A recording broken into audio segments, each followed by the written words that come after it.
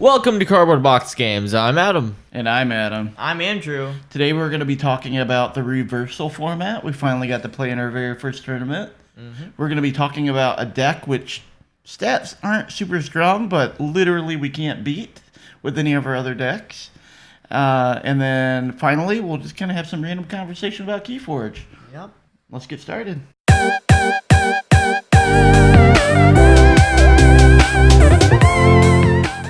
We're going to bring back card of the week. And Andrew, why don't we start with you? What is your card of the week? So I chose an untamed creature named Taliga. Taliga. Yep. And when your opponent plays a creature, you gain 1 amber. I think this card is phenomenal. I've never seen this card before. And I was just scrolling down the cards and I was like, oh, this is a really cool I've card. actually had that card before. Really? It dies right away, by the way. I mean, if you Of course it will. Yeah. If you can protect it. If you correct. like taunt guys or give it +5 power, then I think it'll be really good. It is pretty cool. I have actually played against it before and been in a place where I'm like, I have to play creatures, and this isn't good. Yeah. I want to deck with him. Or How many power? How much power is it? 3? 3. 3 power? Yeah, 3 power.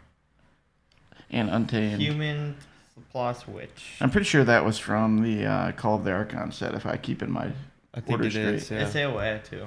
Oh, Is it an AOA moved as well? over? Yeah. That's cool. Really? I haven't seen it there. That does kind of make sense. I think a lot of the rares did move over. How about you, Adam? What's your So card? my card is a disc creature called a Yerk. Play, discard 1 card from her hand. I actually really like this card, so you can play and discard cards from other houses, to like draw more cards at the end of your turn. Especially if you know that you want to go like a certain house next turn, you can clear out anything else that's of a different house. You know what I mean? Like if you know course. you're going Yeah. shadows next turn, get rid of the sanctum cards in your hand, for example. Yep. Yeah, I don't know. I hear a lot of people down on Yerk and Old Yerk. I actually love those cards. I did too. Ancient Yerk is a little bit too much. Yeah. Discarding 3 cards is rough. But then there's ways around it, like playing it as your last card. Like if you have a full hand of discs or yeah, whatever. and the worst case scenario, you just discard it if it really can't be played. But I don't know. Like I actually love the idea of just getting through my deck quicker. Agreed. I also did a discard. I did Exhume. Gives you an amber. It's an action. Choose Great a creature card. in your discard pile. You may play this creature as if it belonged to the active house and was in your hand. By far one of the best cards in the game, I believe. Totally. The fact that it gives you an amber is just icing on the cake, in my opinion. It's just phenomenal, the type of answers you can bring back. And you've got a deck with 3 of them in it. Yeah. But very little creatures, and still that card I felt like was really good. I mean, that's 3 amber, and like you can bring back your Gatekeeper, for example. Of course, Yeah, yeah. it's broken. It helped me many times. Which goes into our next thing, is that we finally got to play a reversal tournament. Yeah. The deck you brought actually did have 3 Exhumes in it. It did. Which I was actually questioning, but it surprisingly did pretty well. Why don't you tell them how you did, Adam? So I won the tournament. I won 3 times in the reversal you went tournament. 3-0. 3-0. Yeah. Yep. I chose a deck that had very low creatures, but bunch of raw amber in it. Like basically every single card had raw amber in it. So it was kind of hard keeping up with that. But usually the decks I got had very heavy creature control, so that I could just keep reaping with them. And some of the decks I got had amber And your control. deck really didn't have answers for creatures either. It didn't, no. Yeah. You would think it would, since it didn't have many creatures. But yeah, because you and I did some practice games ahead of time, and our deck seemed pretty evenly matched. Like I destroyed you one game, and the next game you were coming back and destroying me. So it felt like whoever got like the best start was gonna win.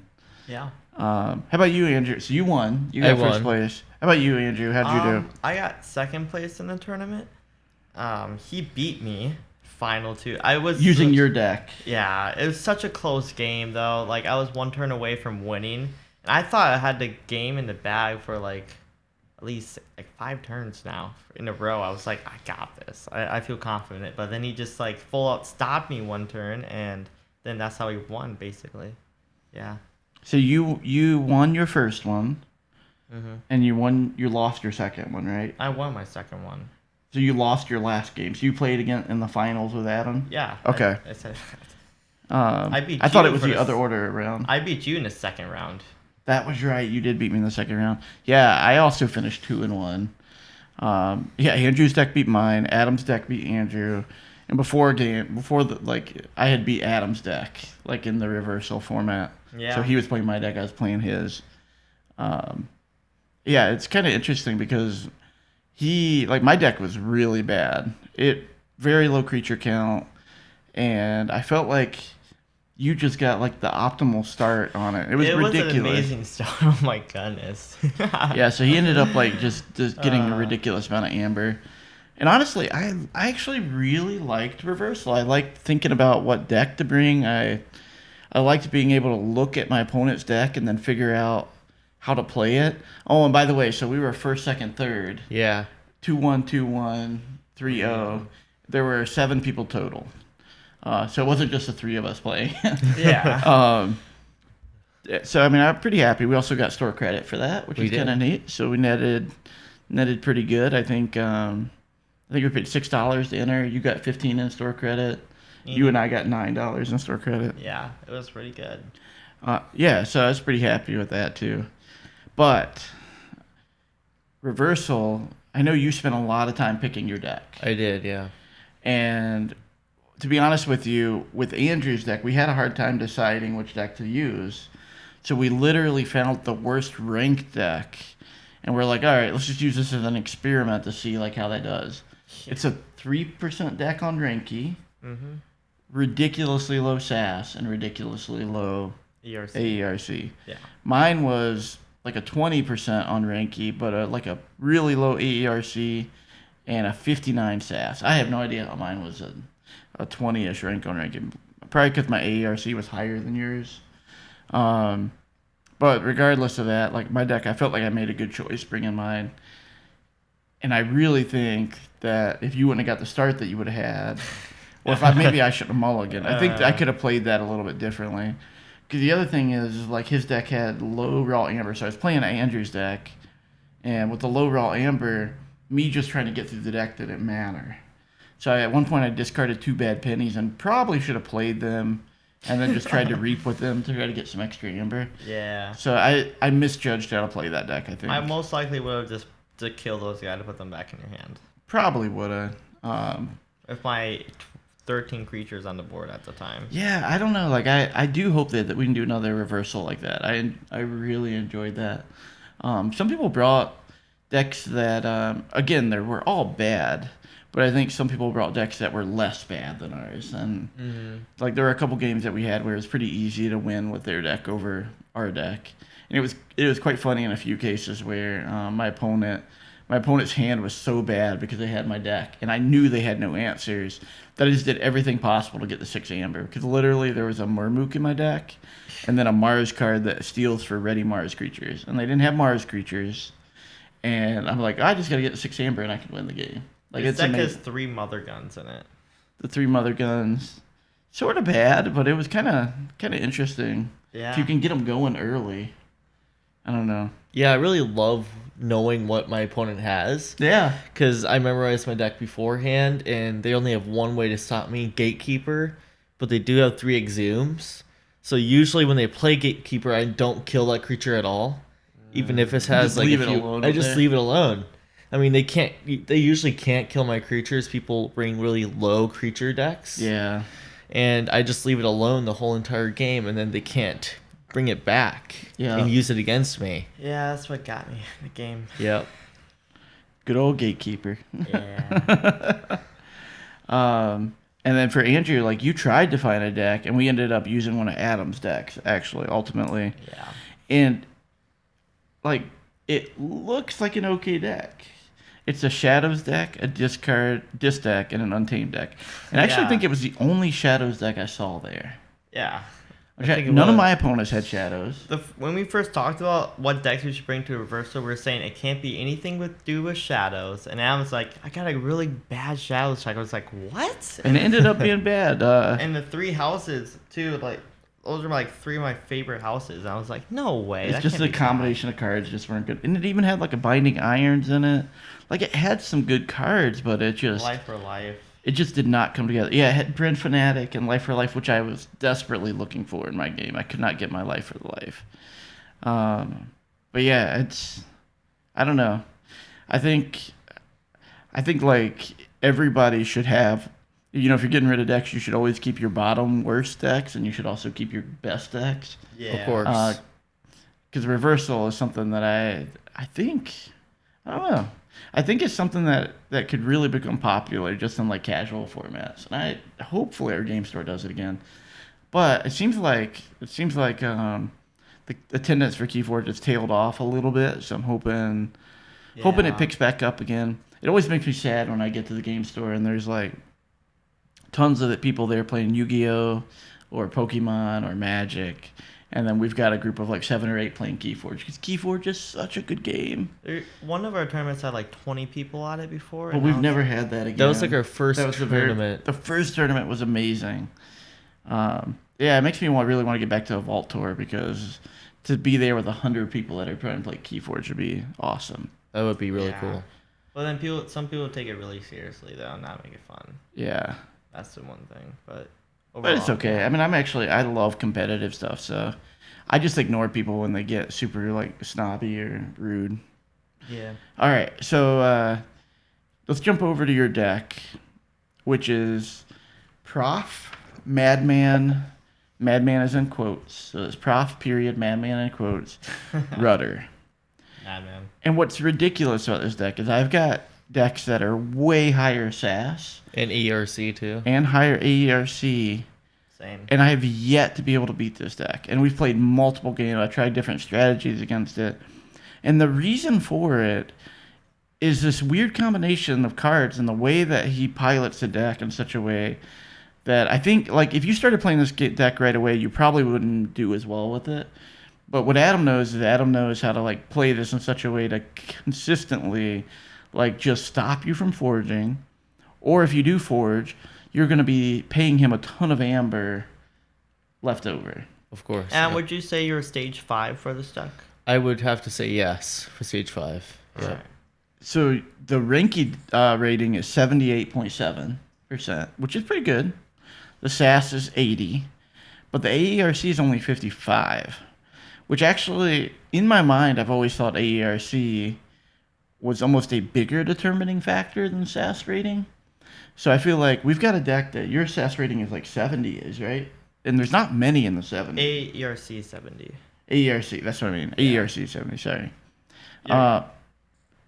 And we weren't able to beat it with that deck either. And I'm telling you, it is because of the interdimensional graphs. Yeah. I really believe it's interdimensional graph. I don't know, Adam. I'll let you talk about this, your deck. What do you think the magic is this deck? And we'll go through house by house, and maybe you can talk about the key cards that that you find like help you win. Well, like you said, interdimensional graft is a big factor of it. Because if my opponent gains too much amber, I can always stop them or slow them down completely with interdimensional graft and Titan Mechanic combo. Yeah, he'll play 2 Titan Mechanics. You'll get like 8 amber. He'll play 2 Titan Mechanics, let you forge a key for 4, and then he'll take 4 of your amber back. And it's like, what just happened? Okay. But I don't think that's my main house. Okay. My main house for me is Sanctum, I believe. All right. Because I have tons Lots of capture. creatures and their synergy is really good together. Yeah, your Protectrix and stuff is really nice in there. Of course, in Champion Tapper's Terms of Redress, 2 Sergeant Zakiels. Yeah. You also have take hostages to slow people down. Yeah. Radiant Truth to stun stuff. Blinding Light to stun stuff. And Whispering Reliquary, return an artifact to yeah, and that's hand. also very painful too. The other thing is I'd say Logos. I feel like looking at it, Logos feels incredibly strong. It is very strong. You have a Novu Archaeologist, and what I've seen you do a lot of times is forgo Reaping with that to use its action to archive your interdimensional graft again. Yep. And it's just insane. Yeah. The way that works. You also got 2 Mothers. You've got Spectral Tunneler, Sloppy Lab Work, and Twin Bolt Emission. So you do have some direct damage. You have Dr. Escatera, which you're not really afraid of your opponent forging early. So maybe you get some amber off of them, and then 2 Titan mechanics and a research Smoko. So like looking at this list, it doesn't feel like it's ridiculous, but playing it out, especially when you look at the combo you have with shadows. So why don't you talk through your shadow cards that you've got? In my opinion, I don't feel like the Shadow's the strongest house. Probably one of the weaker ones. Okay. It's Ghostly Hand. Does it? It does have a ghostly hand, but what really helps Shadow bring the what really makes Shadow really good in that deck, in my opinion, is Speed Sigil. It leads on to lots of awesome combos with Especially my with logos Sanctum. in Sanctum. Yeah. But what really does also help is having Miasma and like Urchin in it. Yeah, because you'll Miasma, and then you'll interdimensional graph the next turn. Because you've already made them like skip a turn, and you really aren't afraid of letting them forge a key for when they have a ton of amber, and just whatever amber they have left over, you'll just take it.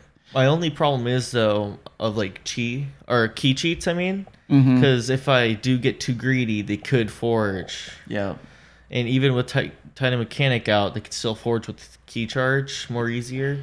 Yeah, and I think some board wipes too would actually be good against this deck. The other cool things that you've got with like the Speed Sigil is you've got Bullet Eye, which you can just come in and blow a creature up right away. Yeah, Shadow Self to protect the Bullet Eye. You have Shadow Self to protect things. Your mothers, like I said, I don't know why, but you always seem to start early game with your mothers, and then you have like just enough ways to keep them safe with your Sanctum guys that I can't destroy them. So you get this card advantage, plus the stealing from interdimensional graft. Plus the making your keys cheaper. Because think about it this way. So you've gained 8 amber.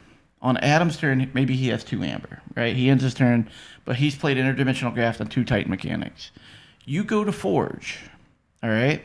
You're forging your key for 4. You're giving him 4 amber back. When it gets back to his turn, if you haven't destroyed the Titan mechanics, he's forging for 4 right away.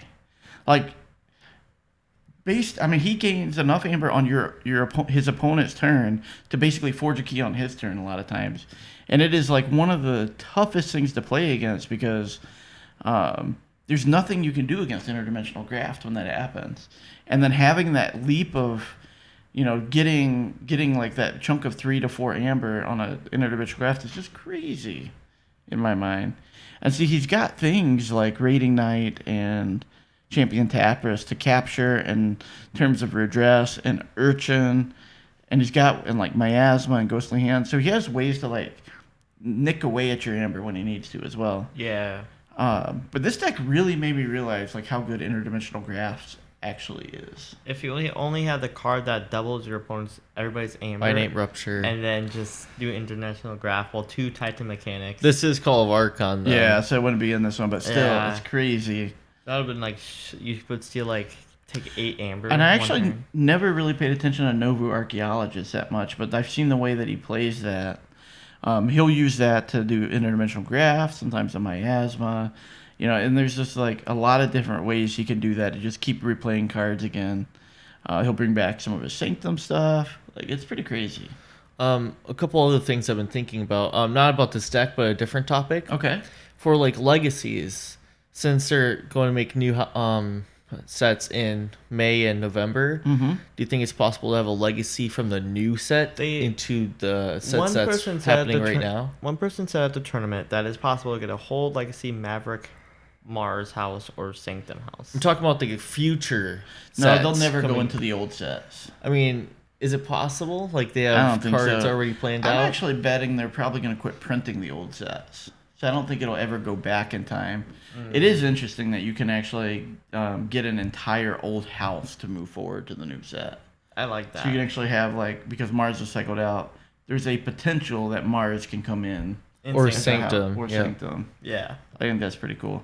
But back to this deck, is there, like, if I'm playing against this deck, I've literally tried every single deck that I felt like that was reasonably good against it, and it made me like realize like either this deck is just incredibly good against my playstyle, or like I've got to figure out the magic how to stop like the interdimensional graph, Titan mechanic.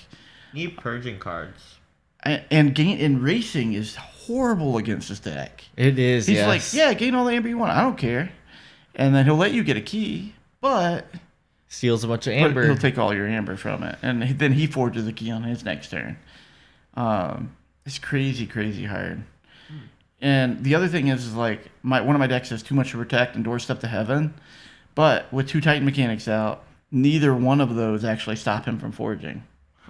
So if he steals your amber, you have to figure out a way to deal with the Titan mechanics and steal enough amber. It is just absolutely mind-blowing because, like, in my deck in particular, my Shadows deck, I have Shadows typically as smaller creatures, and they can't really kill Titan mechanics. So if you call Shadows do too much to protect to steal things, he's down to 6 amber, but he's still forging for 4 because of Titan mechanics, and you can't kill those things. Yeah, it is. It is a really fun. It's an impressive deck, and the scores do not. This just shows me, like, with all the testing, and I'm not saying that we've only played a couple games here. I've played a lot of games against this deck. I am probably in the dozens of games. Yeah, maybe 20, in the 20s of games. 20, 30. And that doesn't count what you two have played. And you've played it on the Crucible as well. I have. Have you lost on the Crucible yet? Not yet, no. And like I walked by and I'm like, hey, you're way behind. He still won because like he had like 3 creatures. His opponent had like 12. And it didn't matter because his opponent couldn't stop the interdimensional graph stuff he was doing. Like, it's just unbelievable to me. Anyway, anything else to say about this deck, Adam? This is the one that everybody's been asking about in our comments about. Yeah, it is Prof with a period, Madman in quotes, Rudder, Rutter. And 2 period. Like, Prof period, Madman quotation. Yeah, and then Rudder. And there's the colon's just in our thing. That's not actually in there. Oh. But my bad. All right. That would be weird if they put colon. That would be pretty weird. But anyway, like I said, my decks that are way higher, like I have a 98 percentile Ranky deck, and it just gets smoked by this one. I have an Urchin deck that does really good, and it gets smoked by this one. And I think I've just got to sit and brainstorm like how to actually play against it. And it might literally be that this is requires a different play style for the decks that I have, and I just haven't figured out what that is yet. It's like, is my strategy not to gain amber? Like, I don't know. You know what I mean? Like, is it wait for him to play the interdimensional graph so I can? I mean, I do have 2. That's the other problem. Is the 2 makes it But tough. I really think it's with key cheats. Like, build up good Untamed, like have a bunch of Dust Pixies, Hunting Witch, a way to gain a bunch of Amber and key charge right away on that turn. Yeah, I mean, that would do some of them, you know? Yeah. Yeah, with key cheats, I think it's interesting because I've never had a case yet where we've played interdimensional graft and someone key cheated the next turn.